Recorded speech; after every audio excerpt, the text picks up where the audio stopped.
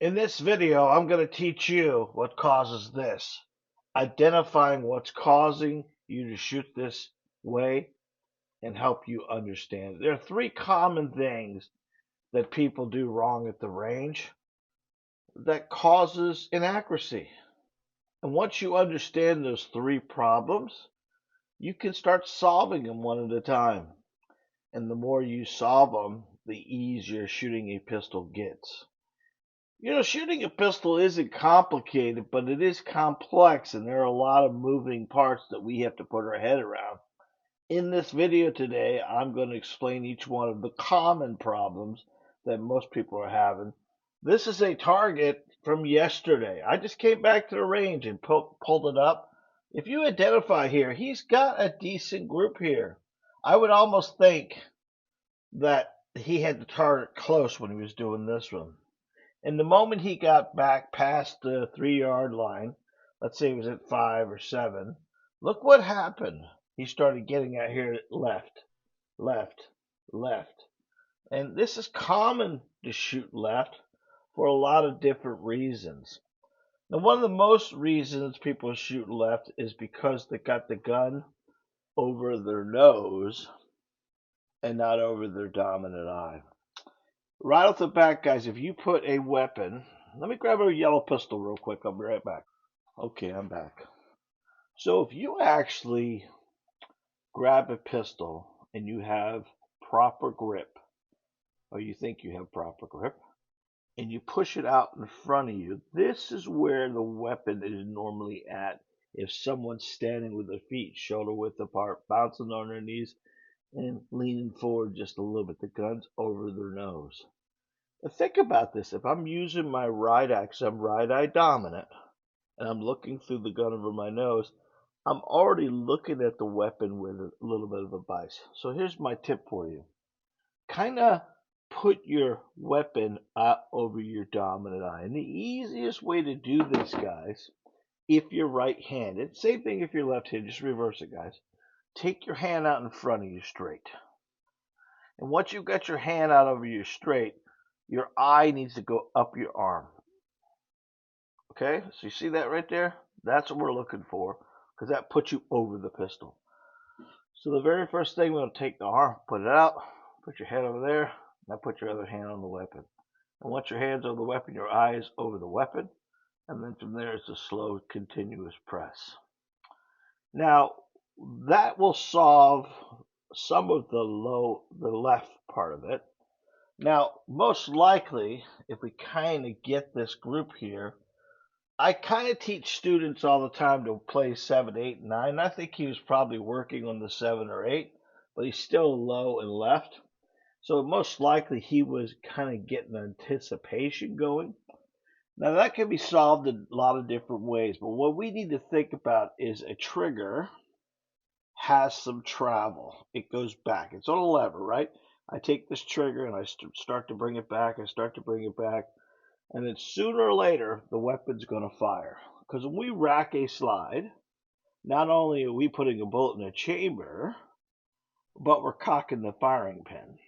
And that firing pin's put on a spring.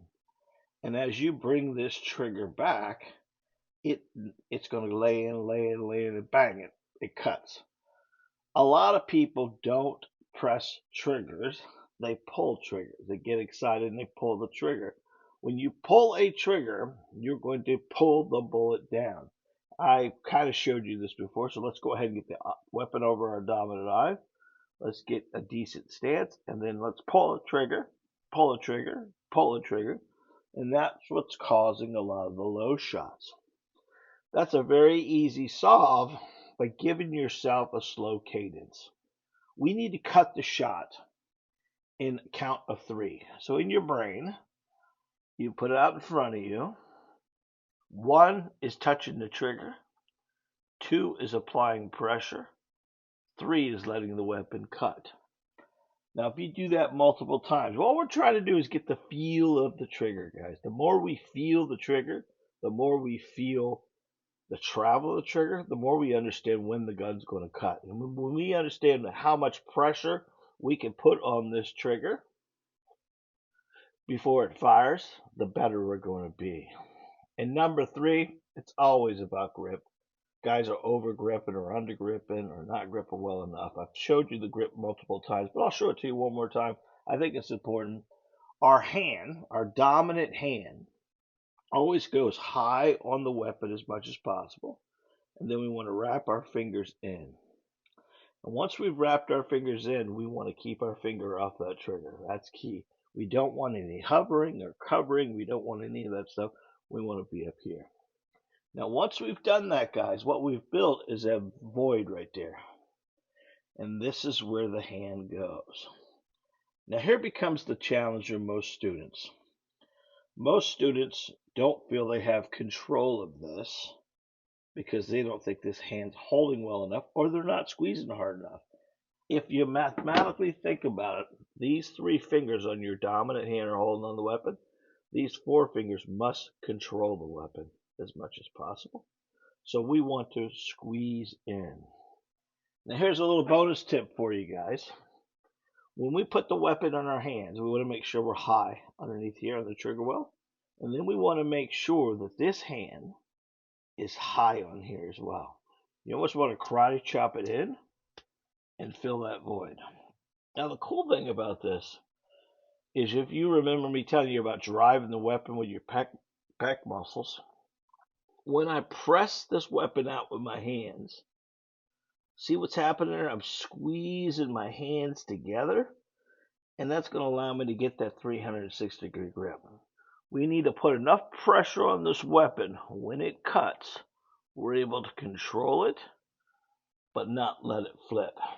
Commonly what happens is people put the weapon out in front of them. Instead of using the wrist, instead of using the waist to aim the gun, they use the wrist to aim the gun and then put the weapon in an angle, and that's what's causing some of the low as well. Identifying your problems or how to solve the problems is the biggest thing I can give you. Because if you keep doing the same thing over and over and over again, you're not learning from it. And we need to make mistakes to learn. One of the most important things we got to get our head around is we need to identify it, try to solve it, and work on making it better. That's the key thing. Grip, dominant eye, trigger, that's common for most people. There isn't a lot of different stuff. Now, there can be a lot of different things happening, like someone over squeezing with their dominant hand. That causes a lot of problems because you over squeeze a weapon and your right hand, look what happened to the pistol. It's rolling off already. This target told me that the guy was probably aiming up top here and getting a little pull down, in anticipation because he was jerking the crap out of the trigger. Guys, I'm a firearms instructor and I specialize in you. We have a beta group coming up next Monday, the 24th of February, and we're looking for about 7 or 8 more people to get in this beta group. And what we're going to give you is we're going to give you 4 weeks working with me. The idea of this, I'm trying to build a webinar that I can use and let people have that will be able to help them become more proficient with a pistol. It's going to cover all the things. You're going to help me write this program. I'm looking for someone just like you. What do you need? Well, you need a firearm. You need an hour on Monday nights at 7 p.m. and you need to give me about 30 to 40 minutes at your personal range to do your homework. Each week you're going to get drills, tips, PowerPoint presentations, one single call a week with me personally. And this beta group is going to help me finalize my webinar. It is something I'm passionate about. I want you to help me build this program. So if you have an opportunity, check the descriptions below for the sign up for that. I think we have like 5 or 6 spots left. We would love to have you. Don't forget about our ebooks as well, guys. I want to give you one for free. What are the ebooks about? They're about grip and stance and trigger control and sight picture and sight alignment. Go ahead and put one of those books in the cart below and hit free book at checkout, and it's yours for free. Now, if you want to put a couple more in there, we would appreciate it very much. These books are 50% off the retail price. which is only $3.99, and you're getting it for $1.99. And these will help you tremendously understand the fundamentals as much as you can. Check out this next video I got coming up. It is the live about the beta test class, and it's going to give you a lot more information that you can kind of watch it. It's about an hour long, but it's going to give you everything we're going to do in the beta test, and we want you to be part of it. Until next time, God bless, be safe, and remember, you are your first line of defense. Thank you very much. I love you. Bye-bye.